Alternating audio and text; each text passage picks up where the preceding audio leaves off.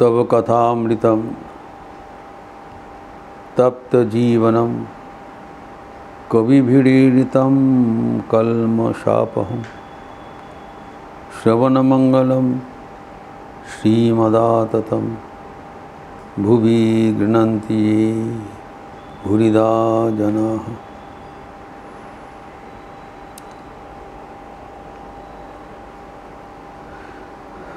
भक्तगणों का महिमा का बारे में चर्चा हो रहा है। भक्तगण कितने महान है, वो स्वयं भगवान घोषणा करते हैं, प्रचार करते हैं, अपने आचरण से, अपने वाणी से। इसके निदर्शन हम श्री रामकृष्ण अवतार में देखा है। स्वामी विवेकानंद के कितने प्यार करते थे। फिर अपने सेवक लाटू महाराज के पास भी कितना स्नेह, कितना उनका प्रेम निवेदन किया। और ये अनन्य अवतार में भी हम इसे देखते हैं।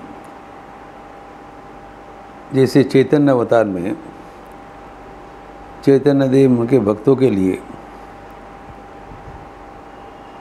अत्यंत कातर रहते थे। ऐसे तो उनका मन सर्वदा ईश्वर लीन होता है, तब भी भक्तों के लिए उनका डीप कंसर्न। जैसे कि उनके एक अंतरंग भक्त था हरिदास। हरिदास ठाकुर के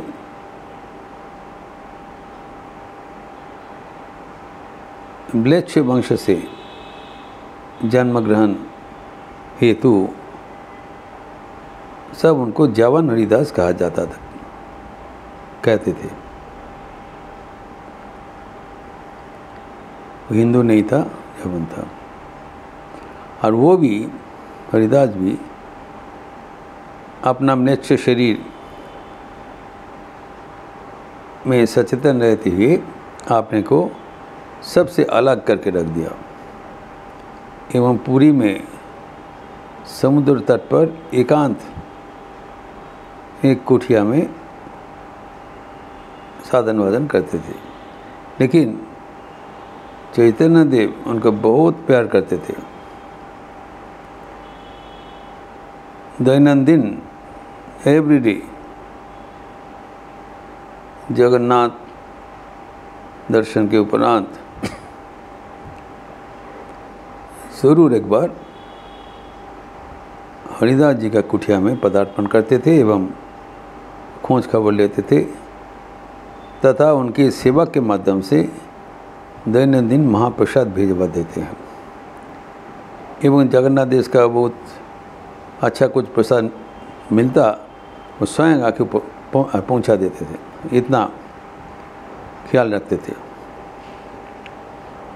अभी भक्त कैसा होता है देखिए,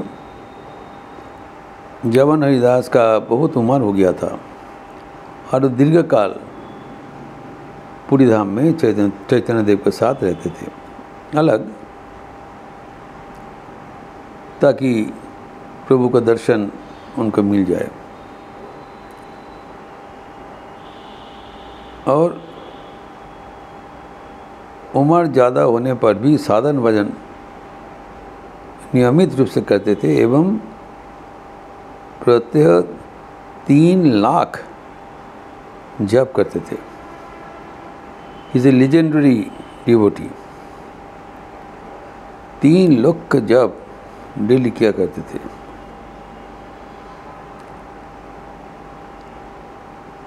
तो एक दिन जब चैतन्य देव के पार्षद, दूसरे पार्षद गोविंद, जो दूसरे पार्षद गोविंद उनको पास महाप्रसाद लेके पहुँचे, तब देखा कि हरिदास लेटे हुए हैं, उठा नहीं। जब ये पहला बार देखा, क्योंकि महाप्रसाद देखते ही वो सचेत होकर उठ जाते थे, ग्रहण करते थे, तब उन्होंने बताया ये प्रसाद उन्होंने अपने माथे पर स्पर्श कराया और गोविंद को बोला तुम्हें ले जाओ, हम नहीं लेंगे। अनेक उन्होंने विनय किया, बोला नहीं हम नहीं लेंगे। तो आके चैतन्य देव का रिपोर्ट किया, ये तो कभी हुआ था नहीं, यहाँ भी क्या हुआ गया हरिदास जी को। सुनते ही चैतन्य देव एकदम तत्काल भक्तों का पास पहुँच गए, तत्काल। और उन्होंने पूछा हरिदास तुम्हारा क्या हुआ है? तो उन्होंने उत्तर दिया, प्रभु मेरा शरीर तो ठीक है लेकिन मन और बुद्धि ठीक नहीं है। तो चंद्रदेव ने पूछा क्यों? उन्होंने कहा देखिए मैं दीर्घकाल डेली 3 लाख जप करते हैं, अभी संख्या पूर्ण नहीं हुआ। मन का शरीर की ऐसी अवस्था है वो संख्या पूर्ण नहीं हुआ, इसलिए मैं और भोजन करना उचित नहीं समझता हूँ। तो चैतन्य देव उनको अनेक समझाया कि अभी तुम्हारी उम्र हो गया, इतना ज़्यादा उम्र में इतना कठोर अनुशासन का ज़रूरत नहीं है, तुम्हारे लिए नहीं है। जब मैं सिद्ध हो गया और क्या करेगा, मना किया, मुझे ज़रूरत नहीं, जितना हो सके करो। तो हरिदास सुना, कुछ बोला नहीं। लेकिन तब उनको देखते हुए चैतन्य देव वहाँ पर सब भक्तों को बहुत इसके बारे में तारीफ़ किया एवं उसको बहुत प्रशंसा कर रहे थे। ये सुनते ही तो हरिदास का और भी एम्बेरस्ड हो गया और तब उनको खेड़ करके संकीर्तन शुरू कर दिया। तो संकीर्तन जब कर रहे हैं उनको घेर कर भगवान का निभाजन होगा तो ठीक है। तब हरिदास धीरे धीरे कुछ निवेदन किया। उन्होंने चैतन्य देव को कहा, प्रभु मुझे पता चल गया कि आपका लीला संवर्धन का ज़्यादा देर नहीं है। मेरा निवेदन है कि आपको आदर्शन का दुख हमें ना मिले, अर्थात मुझे आपको पहले जाने की इजाज़त दे दीजिए।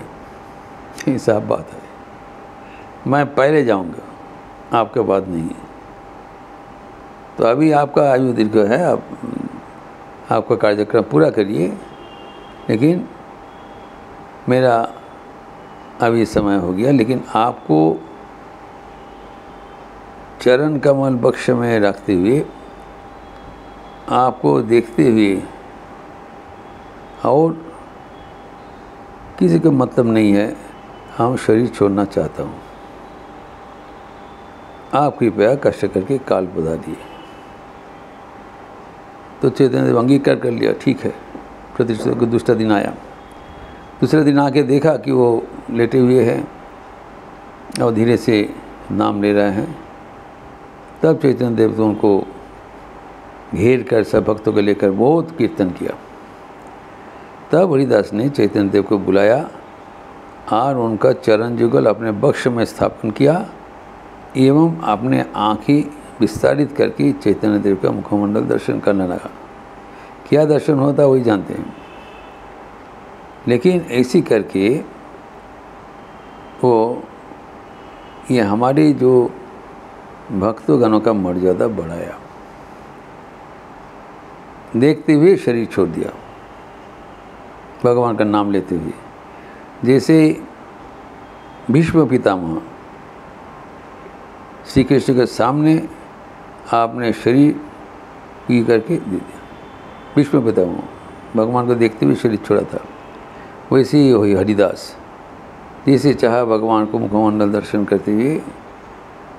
तो जब वो चले गए तब चैतन्य देव उनका जो डेड बॉडी है उसको घेर कर बहुत नृत्य कीर्तन किया एवं जो भक्तों का जो मर्यादा बढ़ाया। उसके बाद में वो स्वयं उनको लेके समुद्र किनारे पे चले गए। उनके जल समाधि जल में स्नान करके फिर तट में बालू का सैंड ग्रेव पूरा बालों का हाथ में उठाया और को समाधि में परिपूर्ण कर दिया।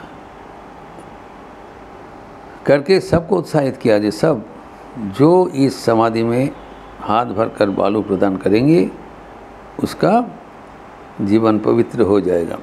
जवन है और उनके जवन का शरीर गोद में लेकर बहुत उड्डम नितर कीर्तन किया। ये जो हमारी जो भक्तों का परंपरा है ये कभी भूलना नहीं चाहिए। और दूसरा दिन आके रजिस्ट्रेशन ऑफिस में अर्ली मॉर्निंग तो वो जगन्नाथ का जो सिंहद्वार में चले गए एवं दुकान में भीख मांग रहा है प्रसाद सब व्यापारियों से कि हरिदास का भंडारा होगा, आप लोग प्रसाद हमें भिक्षा प्रदान करो। चैतन्य देव स्वयं भिक्षा कर लें। मैं पहले ही बताया भगवान भक्तों के लिए भिक्षा करने के लिए तैयार है। जब वो चैतन्य देव जब भिक्षा करने लगे तब सब दुकानदार दूर दूर के आए, पूरा दुकान का सामान उठा के चैतन्य देव को दे दिया। तो अभी स्वरूप दामोदर उसके पार्षदगण तो प्रमाद गना इतना प्रसाद लेके हम क्या करेंगे, तो किसी हालत से उनके निरस्त किया। जब प्रभु आप निरस्त हो जाइए, हम लोग बंदोबस्त करते हैं, आप जाके भजन कीर्तन करें। तो उन लोग थोड़ा थोड़ा सब दुकान से लेके, तो भी विराट बोझ हुआ, लेकिन सबको ओपन भंडारा दे दिया। और बाद में जो सबका परितोष कर आपने हाथ से परिवेशन करके खिलाया कि जवन हरिदास का अभी अनुष्ठान हो रहा है। तो जो म्लेच्छ भक्त है, सामान्य दरिद्र म्लेच्छ भक्त, उनके लिए भगवान का इतने कंसान, इतने भागदौड़ और उनकी इतना प्रशंसा, ये देखते हुए लगता है कि भक्त सचमुच कितने महान है।